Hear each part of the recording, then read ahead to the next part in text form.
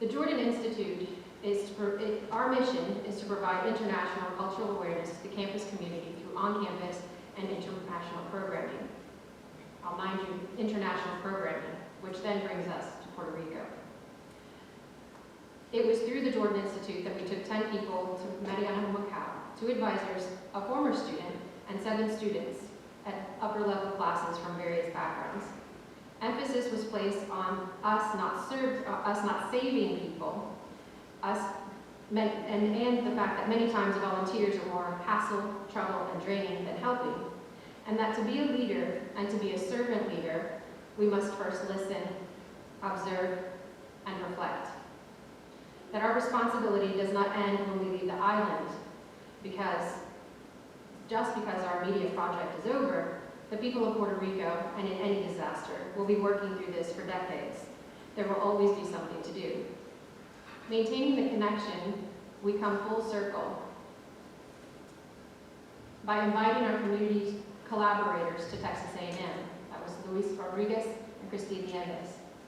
We asked them to come to Texas A&M to share their stories, their advice, their ideas.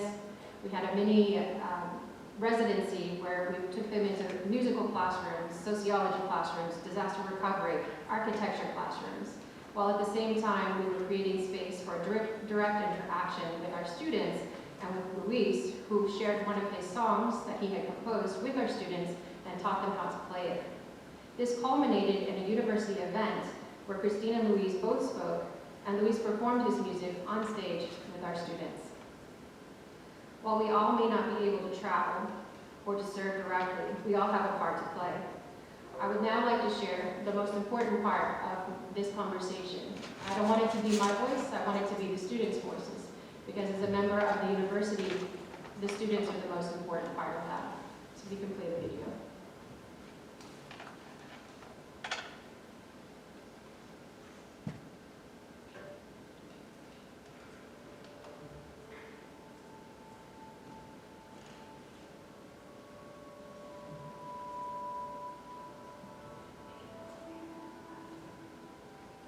It was a great, pleasant surprise.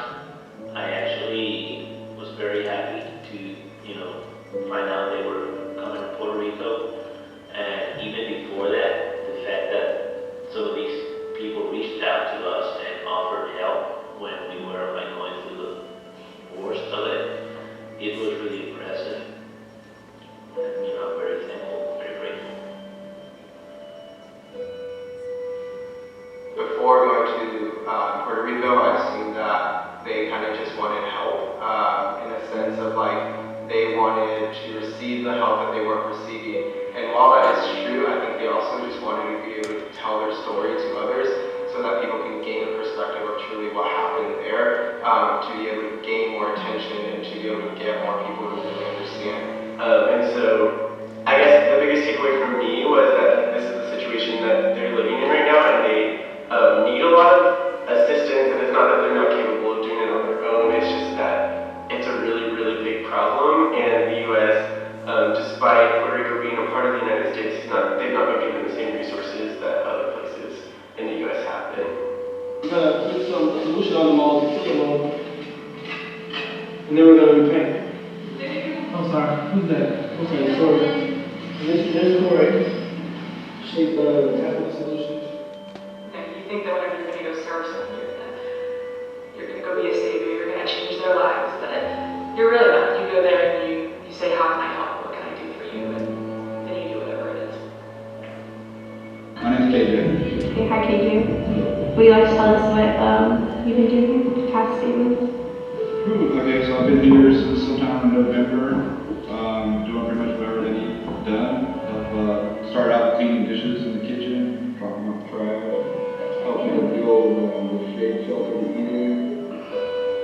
One thing that I understand about myself is that when you live on the main states, you don't really think about places outside of America, outside of our other mainland sometimes, and so it really showed me how fortunate I am, but also that I have brothers and sisters in different parts of the world.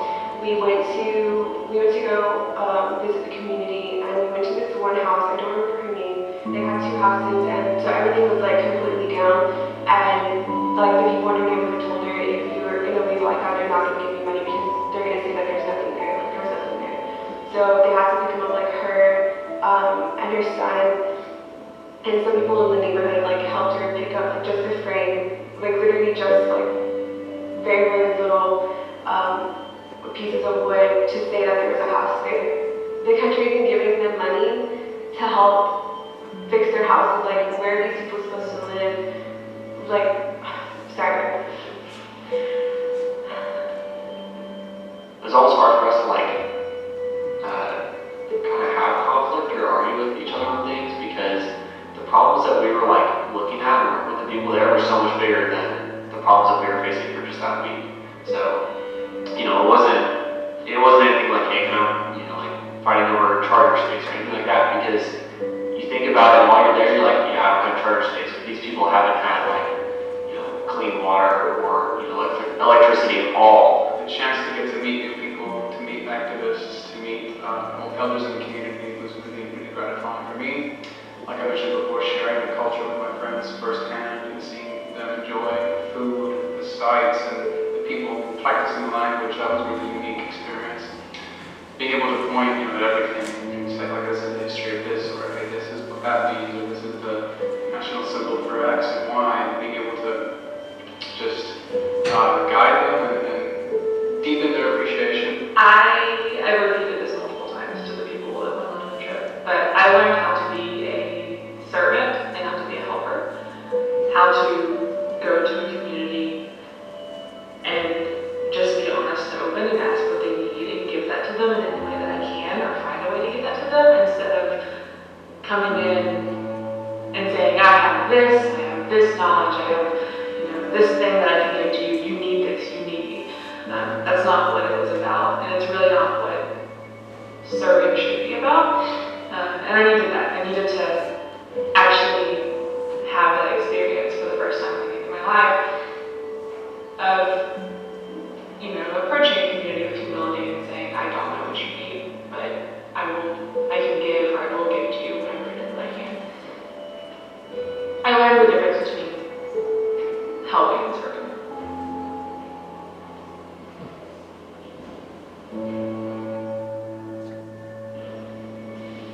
There are many things that can be done. You know, like in Puerto Rico, we have universities that teach the same programs and fields that Texas A&M, for example. We have a university that teaches oceanography and meteorology, and we have a big engineering school. I don't see why there couldn't be a closer relationship academically, which would also could be made like something for the students to experience, like an exchange program in which they can go there and students from Puerto Rico come to A&M and study here and there, and besides that get to experience the culture and you know, be a cultural exchange and a social exchange. That is something that's not that difficult to attain. If I can leave you with one last thing. My job as an educator, what I take responsibility for is no matter what the curriculum is, no matter what the subject matter is, no matter what school you're in, my job as an educator is to teach my students how to collaborate, how to innovate, how to be creative, how to be resourceful, how to critically think. That is my job. I don't need a brand new curriculum on disaster management. What I need is in every single classroom to collaborate, to innovate, to be creative, to be resourceful, and to critically think. I need to use my privilege as an educator, as a white woman, as everything that I am, to create space for those other voices, which is why I wanted to show you the video with the students. And it needs to be said that Luisa Seo Maldonado provided the opportunity for my students to meet those community workers, those community organizers in my OASE. And it was because of a student, because I listened to a student, that I was able to meet this amazing woman. And so credit is due where credit is due, and I want to give that credit.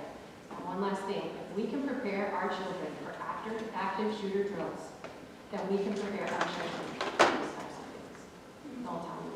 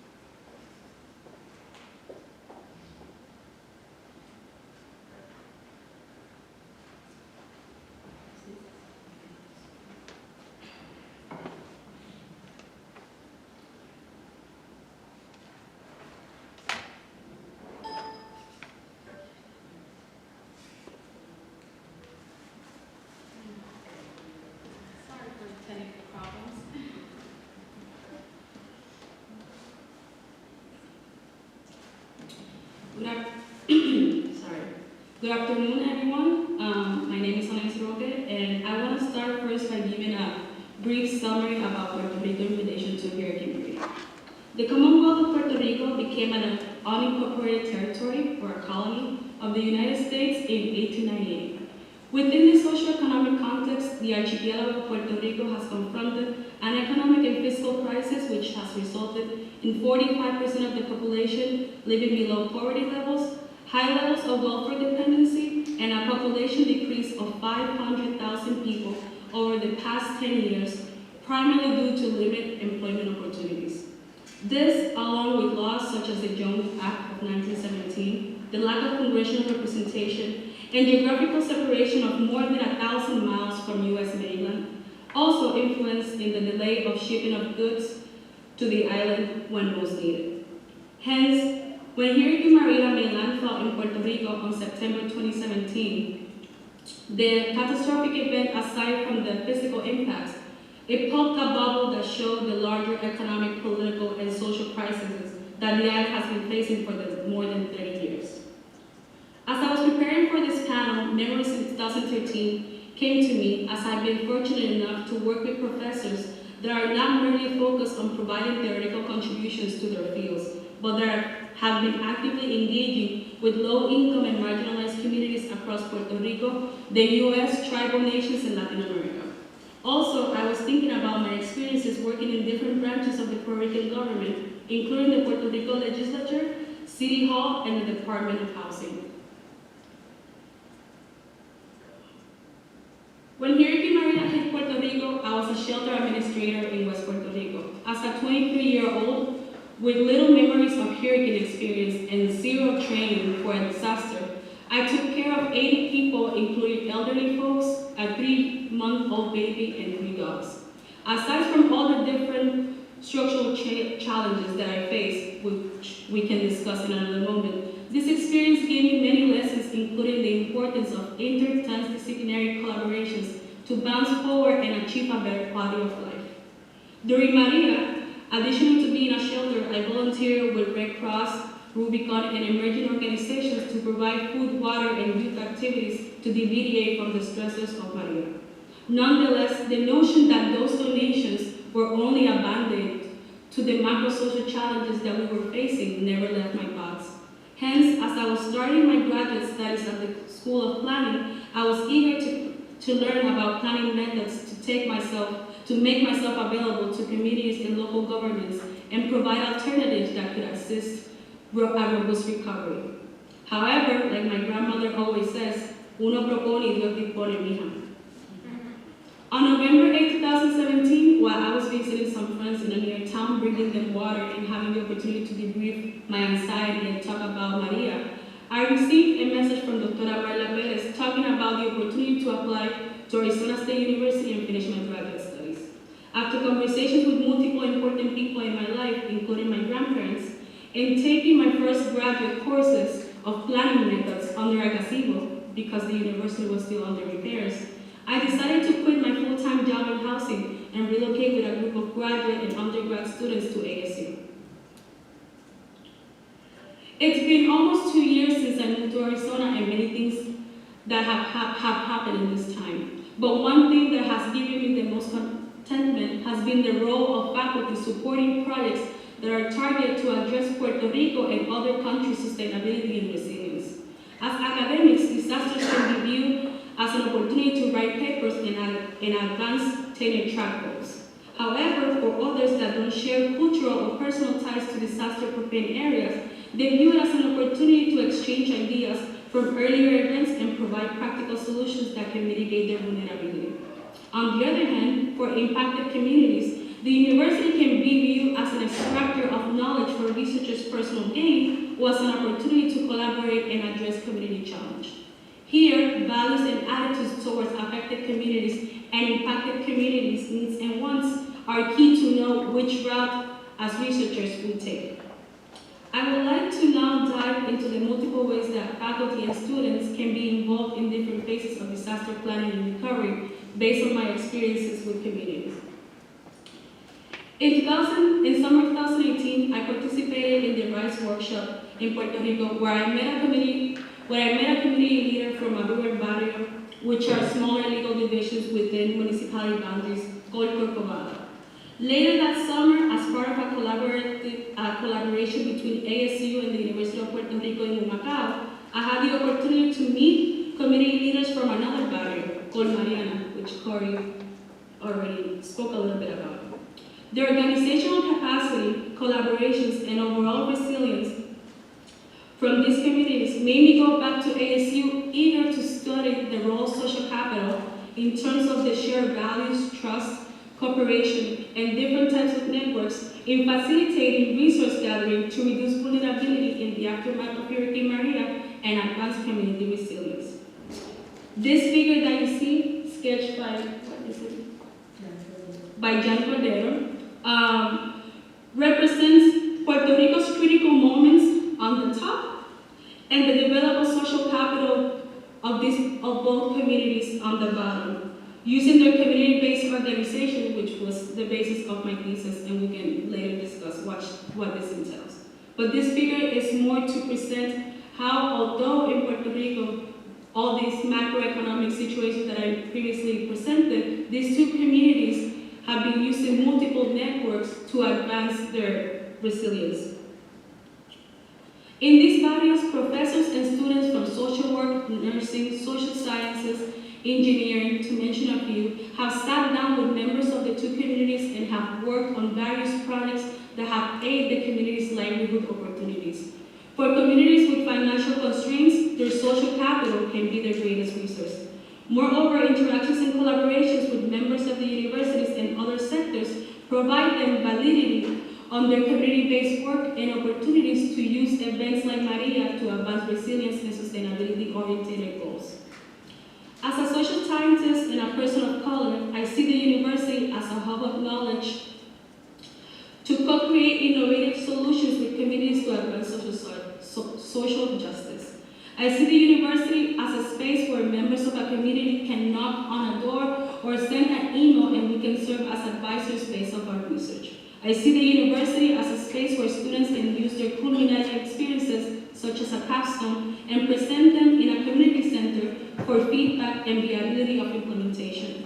Faculty, with their students, can provide capacity building through community engagement processes, such as visioning exercises, poster presentations to the community, and proposal writing workshops, to mention a few. Lastly, I see the university as a liaison to other sectors outside of the academia to bring funding and other resources that are key for sustainability and resilience.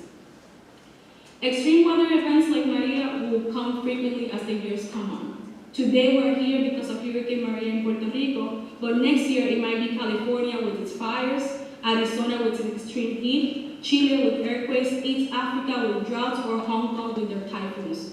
As people in academia and dealing with topics so critical as climate change and disasters, I would say that we have an obligation to give back the results of our papers to affected communities in any way possible. Moreover, as extreme weather events are affecting communities across the world, the university has great potential, in my view, to act as agents of change and try to inform decision-making processes in sectors such as the government. I would like us to think about our privileged positions right now, with constant water, energy, food, and medical supplies. And think that if your brother or sister lived in a disaster-prone area and leaving was not an option, what would you do from your position to aid him, her, they to have a better quality of life? Thank you.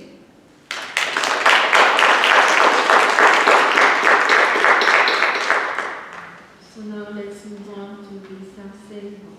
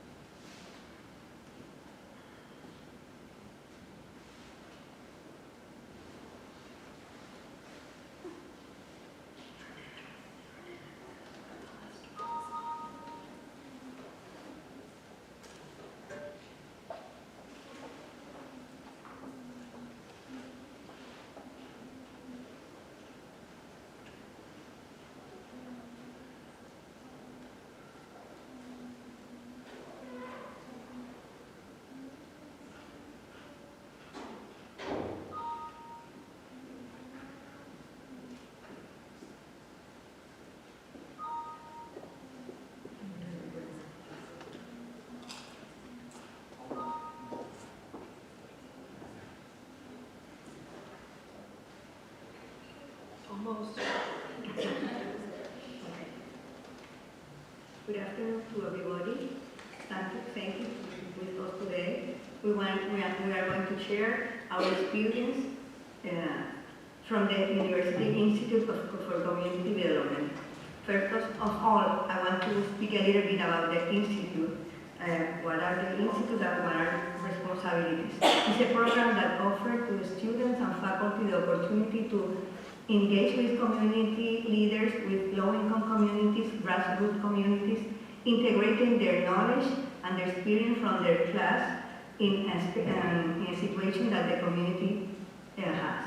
The challenge and the experience that the community has, go together with the students, our students from different disciplines. It's an interdisciplinary teamwork that go to the community every semester.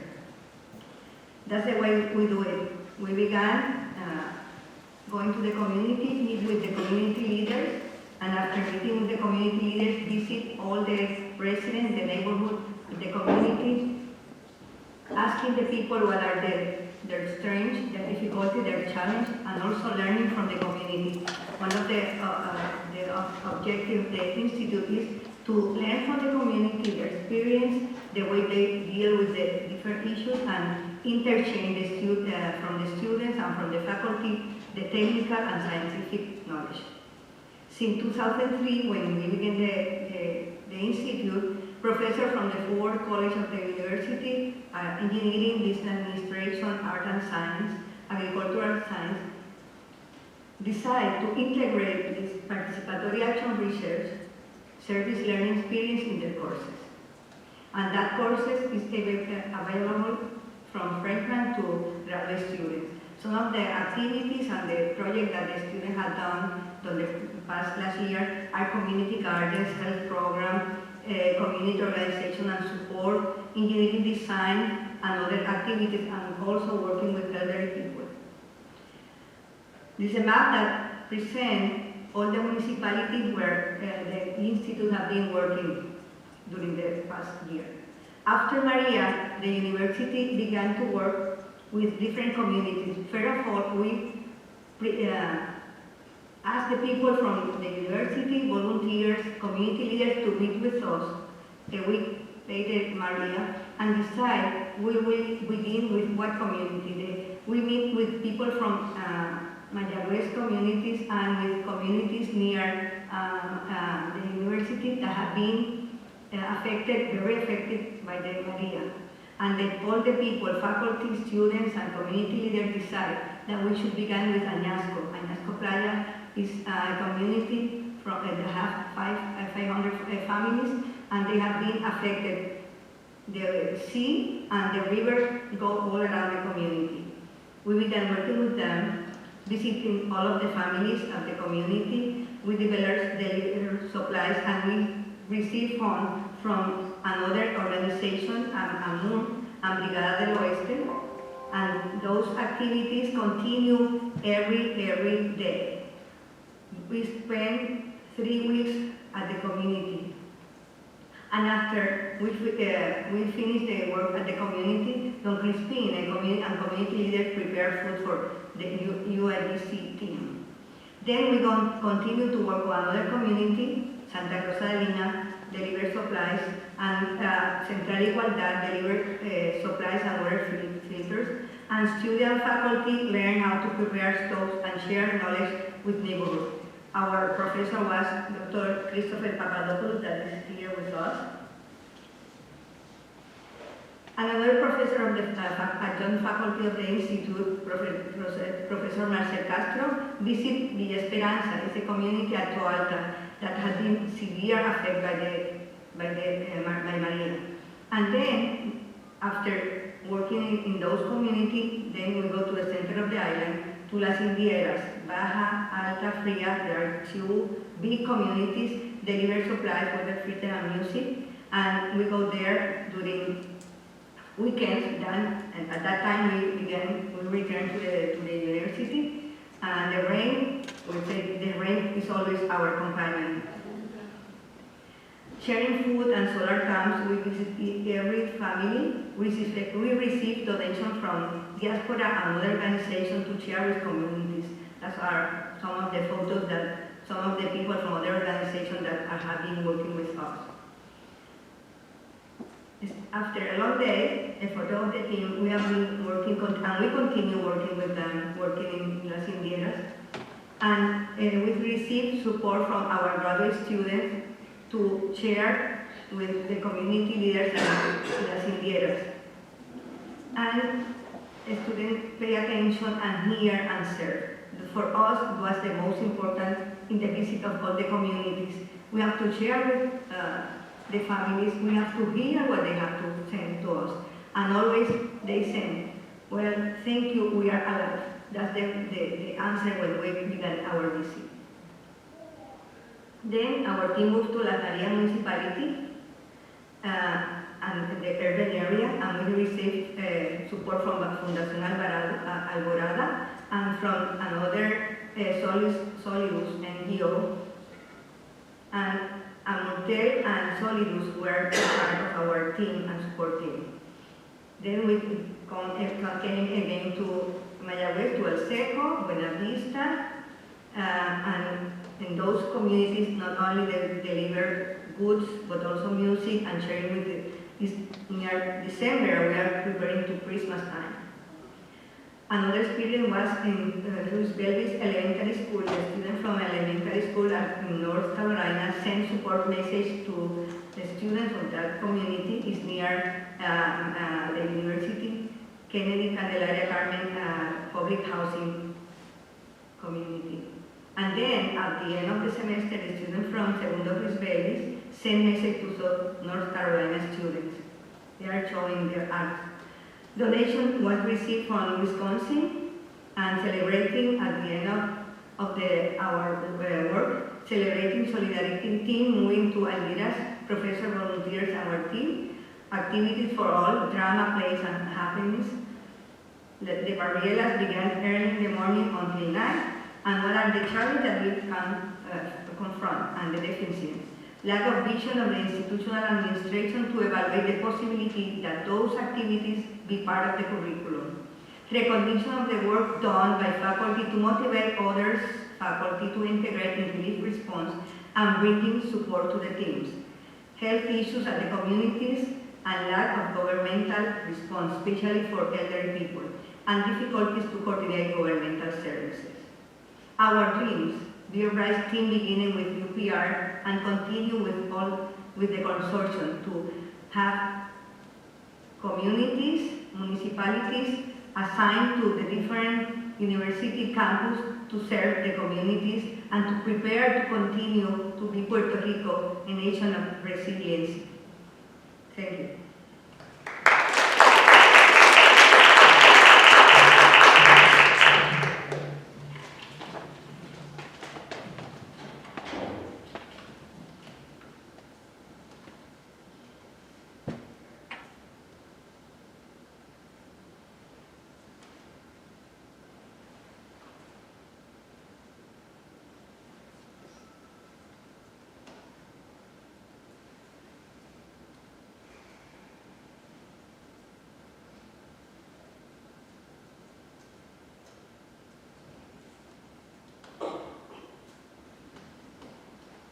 Good afternoon, buenas tardes.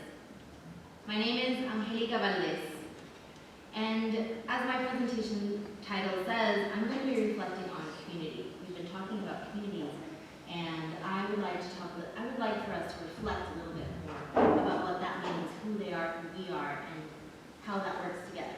So I'm going to start with who I am, positionality, right? So taking account of who I am and where I'm coming from. I'm right now a PhD student in food and nutrition policy and programs at Tufts University in Boston. And I'm looking and thinking about food systems. I'm trying to go with systems thinking.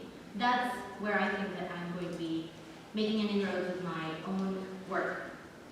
But who was I at the moment of Hurricane Maria? I was a master's student and I was in the middle of finishing my thesis. So really, really bad timing for me. And I was still highly privileged, even within my community, and I recognize that. And I also recognize that that was a big reason of why I was able to mobilize, because my needs were taken care of, and that's why I was able to move. So, thinking about that, I would like to invite you all, since we all have our own catastrophes, our own disasters, whether they are natural or not, I would like for you to come with me. Let me take you through a little bit of what I went through with this hurricane situation. The first thing was powerlessness. This is coming. Like it or not, it's coming. And with that, there's a lot of anxiety. So much anxiety. What's going to happen? Where are we going? How do I best prepare? As academics, I think we know about anxiety. Chaos. Complete and utter chaos. So much rain, wind, I will never forget, and I'm sure you'll hear it from all survivors. The sound of the wind, the intense rain, the physical elements of a hurricane. Fear. That's what we connected with in that space. I was at home with my parents, with my siblings. There was so much fear. And then quiet. That was really scary. What happens when the wind is over? What do you see? And you look outside and there's mass destruction. Utter exhaustion. We had to keep the water outside of our house. We had to clean up. We had to wash clothes by hand. There was a lot that we had to do. Before, during, and after the hurricane, we were exhausted. And again, powerlessness. What do we do now? What happens now? How do we move forward? How do we get away from all this? How do we go back to normal? Do we want to go back to normal? Is normal what we want to return to? If this is what we're faced with? So, where's the hope? How do we find hope? How do we move? Action. That was my response. And that was the response of a lot of people. And again, I want to reiterate this point. It's because of who I am.